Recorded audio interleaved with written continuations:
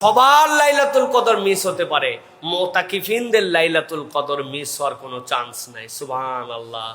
আপনি মসজিদের মধ্যে ঢুকে গেছেন আর ইতিকাফ করতেছেন। আফসোস আর দুঃখ, বাংলাদেশে বহু মসজিদে ভাড়াটিয়া ইতিকাফকারী রাখা হয়, টাকা দিয়ে ইতিকাফকারী রাখে, লুঙ্গি দিবে, জামা দিবে, খাবার দিবে, এরকম করে ভাড়ায় নিয়ে আসে।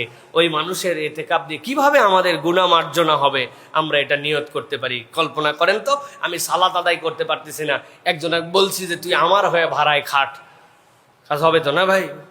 হবে। তাহলে যে ইবাদত আল্লাহ রাব্বুল আলামিন নবী কোনোদিন ছাড়লেন না, আর আমি এমন ইমানদার কোনোদিন করলাম না, কেমনে হয়?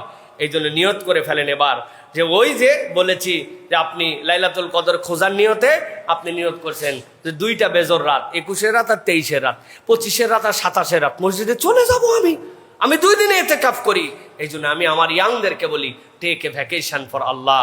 আল্লাহর কাছে কেউ যদি নিজের হৃদয়ে ইবাদত বন্দি করে তৃপ্তির ছবিটা নিজের জিহ্বাতে, চিনি খেলে যেরকম মিষ্টি লাগে, টক খেলে যেরকম আপনার টক লাগে, ঝাল খেলে যেরকম আপনার মুখ জ্বলে, আপনি যদি ইবাদতের স্বাদ বাস্তবিক পেতে চান, আমি আপনার কাছে চ্যালেঞ্জ দিলাম, আপনি 1 থেকে 3 দিনে ইতিকাফ করে দেখেন, আপনি বুঝবেন আপনার অন্তর কিরকম আনন্দ পাইছে। সুবহানাল্লাহ।